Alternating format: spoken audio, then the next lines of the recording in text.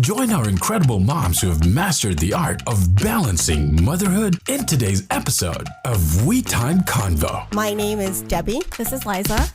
Moms sharing inspiring stories, practical tips, and a few hilarious anecdotes. And it all begins now.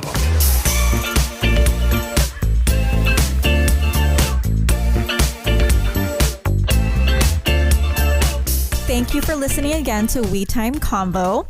So again, unfortunately, Debbie was not able to join us today. So we do have, again, a special guest co-host, which is Dawn Marie here. And then we also have another special guest co-host, which is Nathalie. Hello. Who is our wonderful college and career specialist. Yes. So today we're going to be talking about social norms in women. You know, what the differences between, you know, when we grew up, we're all around the same age. What are we? Gen X. Gen X's. Yeah. And then, now. So we actually are all, we all have girls. So right. I have 3 girls, 23, 16, and 5. And Nathalie? I have 3 girls, 22, 20, and 17. And then I have 1 that's 12. Yeah. And Irene? How old is Alina? 17. Yeah. So, Dawn Marie, this will be your episode. Yeah. So, I brought it up because I've been reflecting. I've been teaching for a while and then seeing my female students, their progression about accessing athletics, schooling, and what their attitude is towards their life and how that's changed, and reflecting for myself now that my daughter is in middle school and going to be eventually going to high school, what that has meant. Because I think this summer I sat down with my mom and some of her friends, and one of them mentioned that she couldn't hold a credit card unless she had her dad or her husband sign off on it. And I was like, we've learned dates, but to me, and when people actually talk about it, that made me just gut wrench. Like, you couldn't do what? What are you talking about? Also, being a female who's divorced and then knowing other family members who had a hard time being divorced, way older than me, because it was a societal norm that you had to be married. But not only that, it was law that you couldn't own a home unless you had a male sign off on it and everything. And I'm like, it's so wild. Yeah. And cry from the heart. Yeah.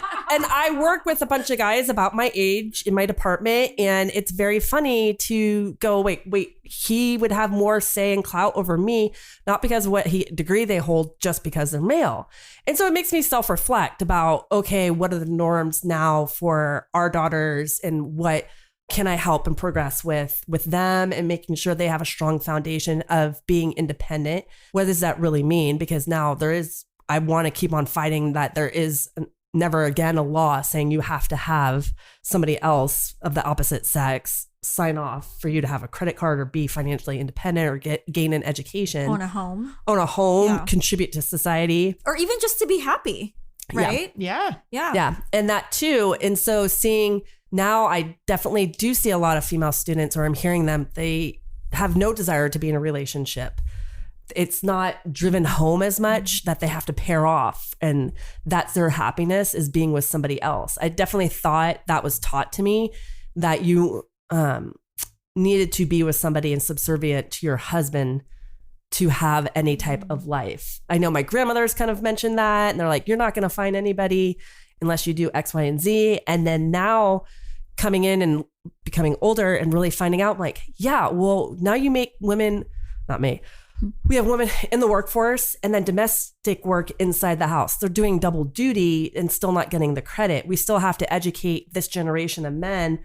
They're the first, and I kind of talk about this with my guy friends and finding out through dating and such, like, they're the first generation of what it really means to be co-parents, everything in the household. There isn't just one person goes off to work and works and then comes back home and somebody else was taking care of everything.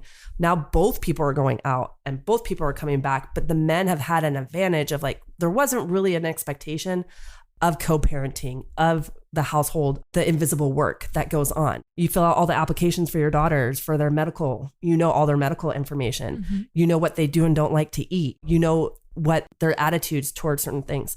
I don't think every male counterpart in a partnership always is aware of that and everything. So just going, oh, is this going to be the norm? Like, we're the Golden Girls. Like, are we going to live together and make that more of a norm of female friendships helping take care of one another instead of thinking you have to be with a partner to be happy and have any type of life financially or whatever.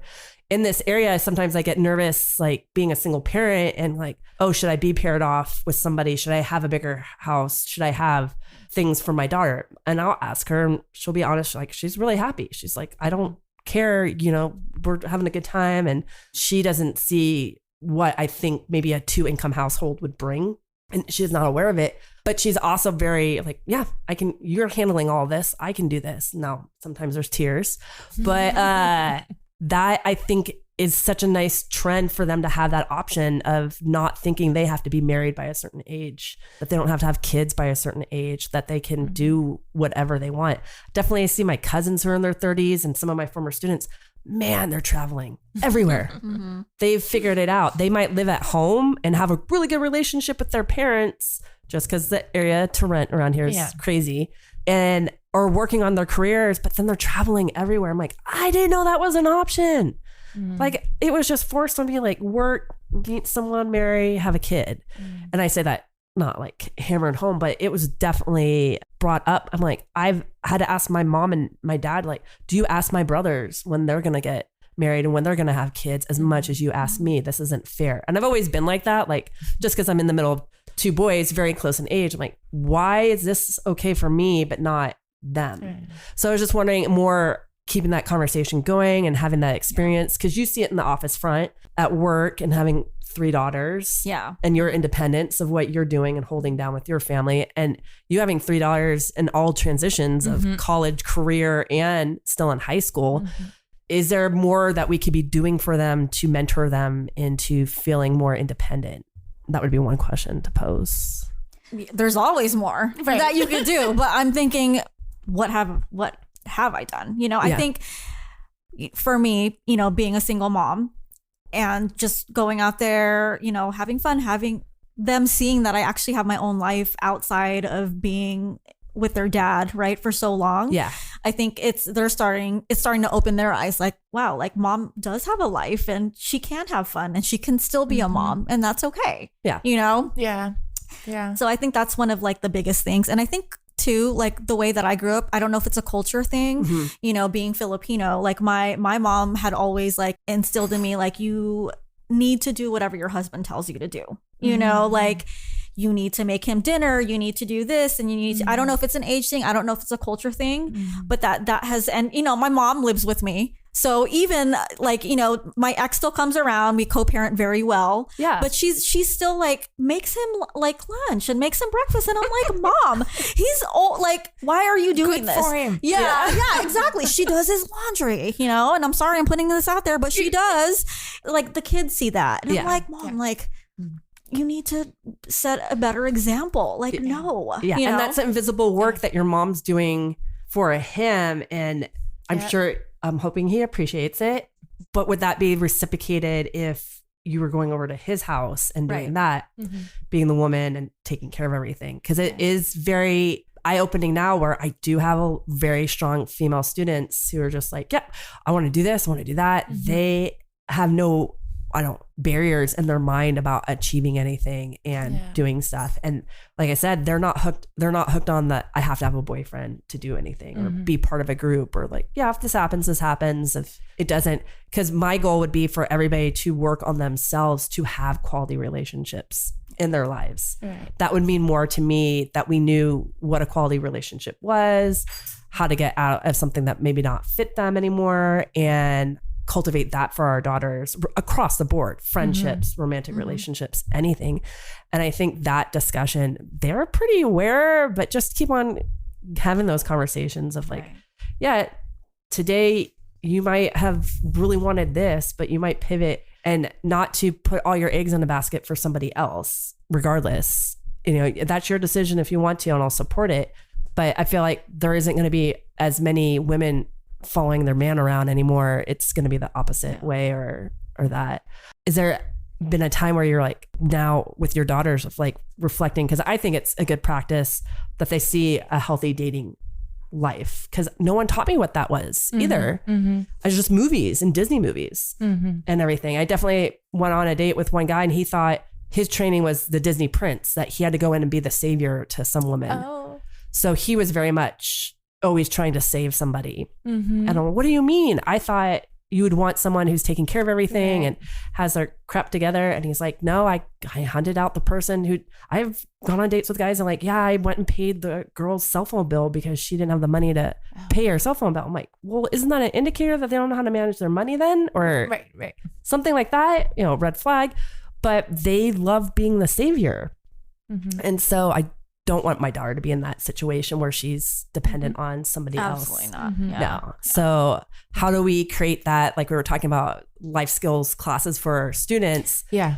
But I don't know, is that on us as the parents, the school? It's hard, right? Because there is a cultural aspect that school is not here to take over parenting, right? Yeah. And so is that parenting or is that education, right? So my background is very different. I don't know. I don't want to generalize and to say it's because I grew up in France. No, that's your experience. But this definitely not my experience. Even though my mom stopped working due to my dad, they had to move a lot. He was a civil engineer. She was a bioengineer. Okay. And so she tried at first to find jobs every time they moved. And then it got to a point where they would hire recent grad that were cheaper than her.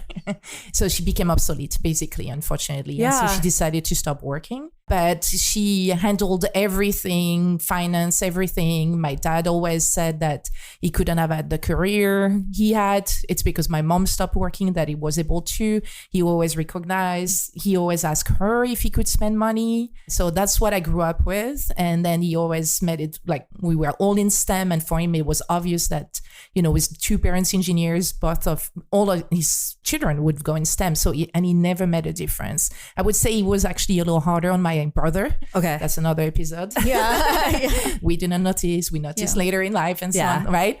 So I always thought, the sky was the limit and I could do anything. There was no expectation of me pairing up. I think my parents were surprised when I introduced someone and got married and I traveled. I left for Japan as soon as I graduated college. Then I ended up here. So I grew up already with that. And I think it starts at home. Yes. Because Absolutely. I never had to fight to cultural norm, right? But I had grandmas that worked outside of the house also. One of my dad's mom had left when she was 18, went to England to become an au pair and came back and became an English teacher. So I think the women in my family are just met that way. My other grandma left Poland after heartbreak and decided to just move across the continent and landed in France. Oh, wow. So I think in my family, I never saw those social norms. And I think it really starts at home. Because if you have to fight some cultural background and some cultural expectation, it's going to be really hard. And again, I don't believe that school should take over parenting. And it's a fine line, right? So it's more about setting up examples, right? And I like that our school, a lot of our department chairs are female, which are better in proportion, like the ratio. I never checked exactly, but I feel like the ratio of DC department chairs at school seems to be similar to the ratio of male to female ratio on our staff. Right? That could be because, I've been DC for a while and it's definitely, I think, been a balance. Right. Over the years. Because in the past, right, I would say, 20 years ago, if they were male teachers, probably all of them would have been department chairs. Yeah. Right? You would have 5 male teachers and, they're all department chairs, right? Yeah. I think we're already, so things like that, though, the students are going to notice. Right? Oh, yeah, they definitely pick up on that. Right. We had a female principal for quite a while who had males APs, which helps also. Like our students have to see females in charge of males to understand, and vice versa. But just to understand that there's no such thing of getting to the top just because of your gender. Oh, yeah. No. Right. And that and the workability with everybody and what you're producing and going after any field, regardless if you're it's still crazy to say you're the first female in something or the first. I know, right? That part gets to me. I'm like, why did we put such an advanced culture and area, but we put so many limitations on that? Even there was an algorithm for Amazon for hiring and it was written by, now it makes me think like it was written by a male. So they were hiring more men because he had a bias writing the algorithm. Like, oh, it's just not a computer program. There's somebody writing that. It made me have a deeper thought of, okay, so I have to question everything that is going on. Even with medical tests and medical studies, a lot of it has not been done on females because they're still curious about hormones in women's menstrual cycles. Yeah. Well, come on. Like pain tolerance. And, pain tolerance. Yeah. Those aren't going away. So why aren't we pouring more money into females, reproductive studies and finding that out and helping out half of the population? Yeah.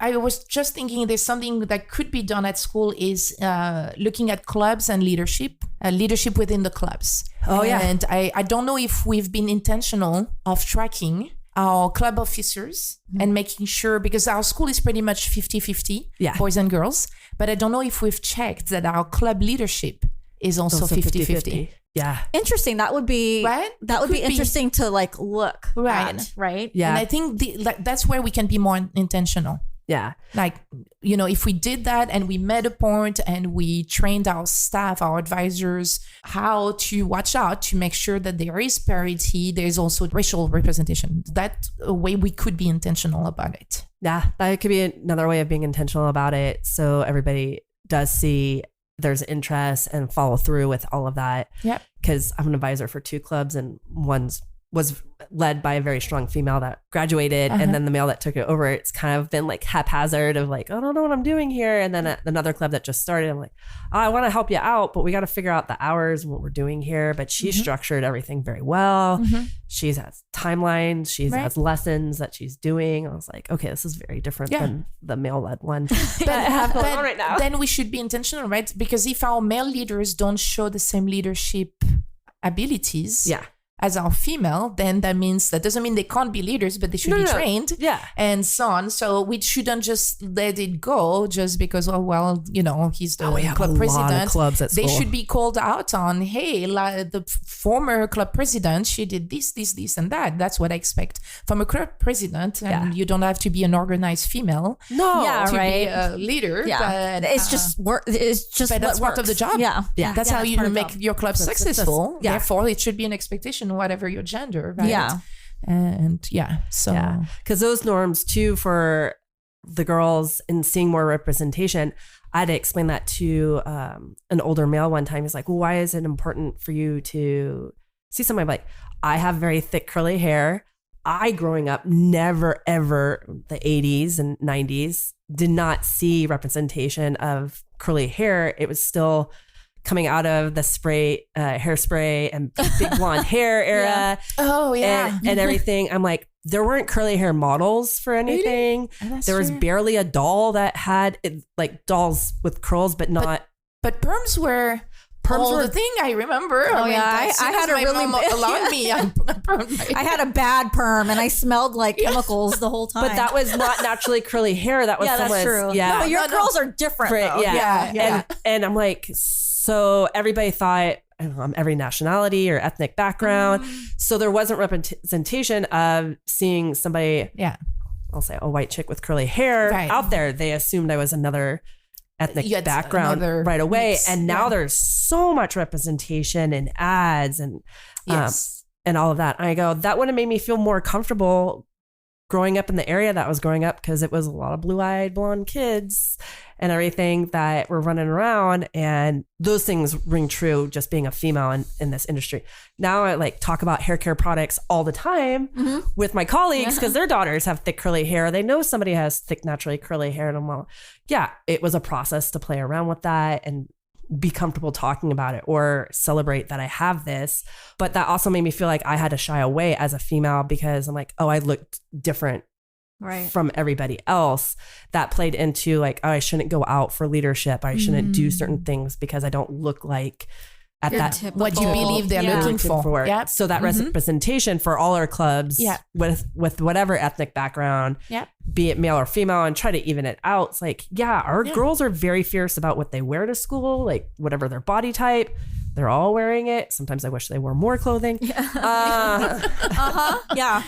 But, and I'm laughing about that. I still wish some of the boys wore appropriate clothing too. Like, but I'm not a male looking at them. I'm like looking at a female like, well, you go, that's great and everything. Especially the guys, everybody, that too, like their freedom of being able to express themselves how they want. and the way they want, and us not confine them that you have to wear and be a certain way anymore is really liberating, I feel like, and to be celebrated. And I'm just like, oh, that's still so new to me that, you get to wear whatever you want to school. Even like sexuality, right? Yeah. It's always been a thing. I think it's even now, right? Like if you're a man and you want to sleep with thousands of women, you're cool, right? It makes you like a stud. But if you're a female and you want to do that, you're a slut. Yeah, you're a slut. Well, and it's also the expectation that men, for them to move on from a relationship is going to, or the stereotype is to go out and bed as many women or be in a relationship quicker than a female. I think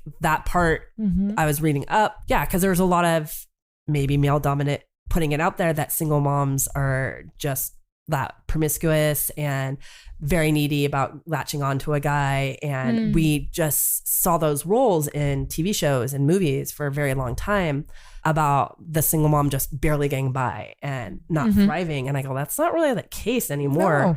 We've built a tribe. We're talking. We're being safe. We're trying to have a life and really show our kids. And I think that's the part about being a female in a relationship. Sometimes, definitely in the past, it's like, oh yeah, what my husband wants to do. What does my spouse want to do? That direction. We were taught to put a lot of faith in the male partner. Like he's supposed to know how to do everything financially, and he's just supposed to know because he's a guy.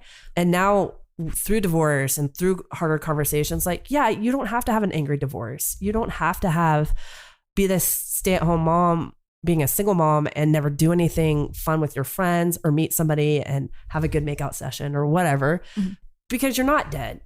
The fact of the matter is, like, I mean, just because your life doesn't stop. It has nothing to do. Yeah. I think we have to start taking away that word slut as soon as a woman does something sexual that isn't what we consider prim and proper of going, in a relationship. That we just have to throw that term out and stop using it to describe anybody. And it's nobody's business, your appetite or your preference there. Exactly. They're between you and that one partner on that day, Yeah. Was it Jane Fonda and Lily Tomlin? They had their show on Netflix. Was it Grace and Frankie? And I like that Lily Tomlin and Jane Fonda were on a talk show and they were talking about the power of female friendships and how that's really helped them sustain, because we're learning from each other, and women are communicators. We network and we talk. And how do we create and cultivate that through every generation? Like I have my godmother, she's in her 90s, but she'll still talk to me in my 40s. She might talk to somebody younger or hire somebody. She's still working, because keeping engaged with all different age groups too is so vitally important, right? Because you being now this 40-year-old woman going out and dating and having an enriched life of activities, like you're just not staying at home taking care of the kids. That's a far cry from 20, 30 years ago of what was expected of a woman on her own by any means. And you have support from your family and friends. That's amazing that no one's forcing you to be back in another relationship to think that that's how you're going to survive in life, right? So I think we need to keep those conversations up. And I don't think it's wrong for our daughters or us to have healthy sexual experiences in life and talk about it. Because think about it, if we were actually taught how to be better lovers, maybe like the French, who knows? Natalie, how good is that? Then we would have really better both partners in the relationship would be really happy if we weren't stigmatized that you're supposed to. That's a good point. Yeah. If you weren't stigmatized about how do you learn how to have good sex? Yeah. Well, that comes from conversations raw and honest with your friends, hopefully. But otherwise, boys are just learning it, we're going to say, from porn. And that's not what good sex is. Yeah. No. Trust me. So that's what we need to. It's not real. Train each other to give each other space to have an honest conversation about that too. Because think about it. If you were really satisfied with your partner and what they're doing and you know how to communicate and vice versa, there'd be a lot less breakups and divorce maybe because maybe we could really talk about what it means for being in a relationship with a woman in perimenopause and menopause and her needs there, instead of someone like, I'm not getting any, you need to put it out. Like I've definitely heard that from men over the years and still in my age group of like very mad that their wife isn't having sex with them. I'm like, well, what are you doing? You're just asking for it. Right. That's we need to also develop that life skill across the board and make sure our daughters are standing up for themselves too about those boundaries and everything. And I think there is a great deal more of information out there. It's just steering them to the right and when's the age appropriate and what's right for your family. Because that's, I think now being an educator in schools, I have to say what is right for your family. Yeah. We might talk about topics, things might come up in class about how to use certain words and phrases, but at the end of the day, your family's giving you the morals and boundaries. That's very true. And because you're going to leave me, you're going to leave our school, you're going to graduate. But your family, I'm hoping, is always going to be there for you. How do you have that dialogue with your parents? Or your friends. Or your friends. Or your friends. Yeah. And how do you, create that safe space for everybody and not feel judged that, you want a smile on your face. You want that feeling of euphoria from being with somebody. It feels great when you're in love and that. But how would you know what that is if you've never really talked about it and stuff? So very true. Yeah. See, we have a lot to talk about now. We do. Yeah. So actually, now that we're talking about this, I actually just finished that book, Lessons in Chemistry. Have you guys read that book? I've gotten like halfway through it. It's a really, really good book. So the main character, this was, I think, back in the maybe 60s, I think. It's based back in the 60s. It's a fiction book. So the main character, she's a chemist. But of course, she's a really good chemist. She's really smart. But of course, she's not taken seriously because she's a female. So she gets paid the least. And, I don't want to give too much away, but, it's out in a movie too. Yeah. So she becomes an unwed mother, which was like totally uncalled for back in the day. And, so it's just, it made me think about like things like that. Like, I've never been married. My kids, I'm an unwed mother. Does that make me a bad person? No. But then at the same time, it's like, I also want to like tell my kids, like, you should be married. Like, you should. Yeah. Like, I feel like it's not that you should be, but as a mom, I prefer it. Right. To be like, what are your thoughts on that, Nathalie? I don't know. I mean, the marriage rate in France is definitely much lower than here. Most of my cousins are in very long-term relationship but not married. Okay. So it's very common. So it's not like you have to like... No, it's very common, but you can still be in a committed relationship. So for me, I don't make a distinction between the long-term committed relationship and a marriage. Yeah. Well, that's great. It's definitely... less of a trend. But yeah, I mean, for the cousins that had to separate and were not married, it actually was harder because there's no legal contract and legal framework. Oh, yeah. Right. So, so marriage does have some legal advantages, contractual advantages. So, but I'm okay. I don't know. I'm in no rush for my girls to be parents. I don't care if I'm gonna be a grandma or not. I just I don't. That's another question and it's too. True, right? And we've talked about it, and the girls know, and I'll be a welcoming grandma if it happens. But I have if none of them wanted to have kids, you'd be okay with that. I wanted to have kids. Absolutely, I would, because I never did my girls as a way to perpetuate some type of gene pool or family name or something, right? Initially, I didn't think I would have kids. Then I met my husband and it became very natural and obvious. Yeah. And we had 3 and so on. And that's it. I did my part of what I wanted to do. I would have hated if my parents had an expectation of me getting married or having a certain number of kids. Yeah. Or providing a succession for them. That's not what everyone. Plus, I mean, there is the whole, overpopulation of the planet, blah, blah, blah. Yeah. I mean, in some countries, it's like some countries, like they want, what is it, like China, they want you to have a male, right? Right. I mean, so that you can... They changed that law, They changed that law. They can but back in the days, that was just... Wow. But when we were growing up, in China, you could only run the number of female... Well, that's another crazy thing to overhear, that a whole country wanted just one specific sex. I was like, oh, okay. That made me feel like, am I not good? Because I'm female and this whole country wants a male and it's a big deal and everything, and not fully understanding what it meant. Exactly. It was more, as a kid, at the individual level, people were making that decision. So no, I truly, I know I won't care either way, as long as they're fulfilled. Hopefully find a partner, whether it's romantic, friendship, whatever. I would hate if they end up alone because I don't think, human beings are supposed to spend their whole life alone, right? Yeah.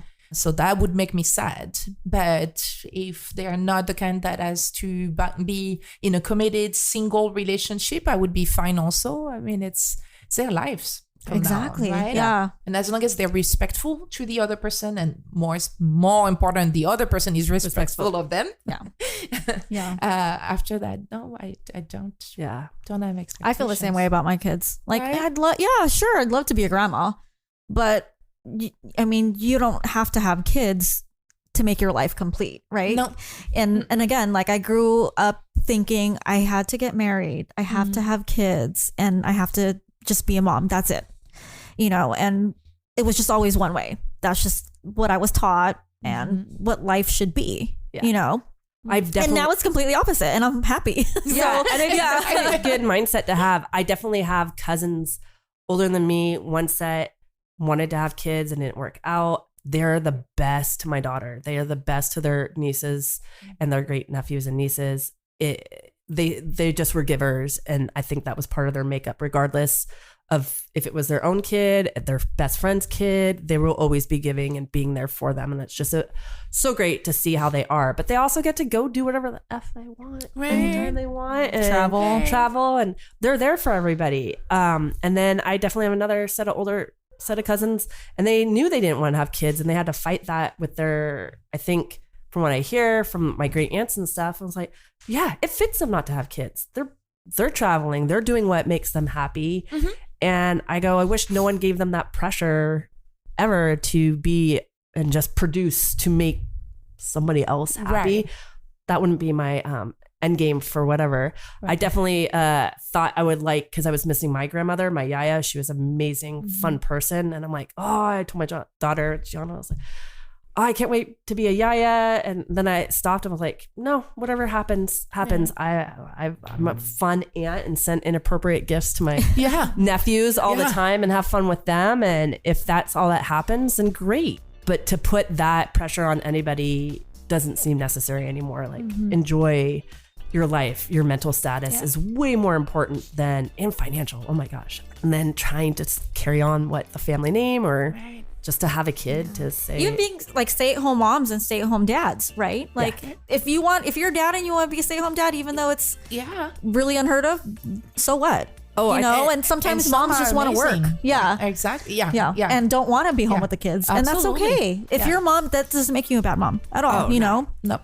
Exactly. Sure. All right. So this is a very interesting conversation. I can go on and on. Yes. But thank you, Dawn Marie, for coming Liza. on, and thank you, Natalie. Yeah. Thank you for listening.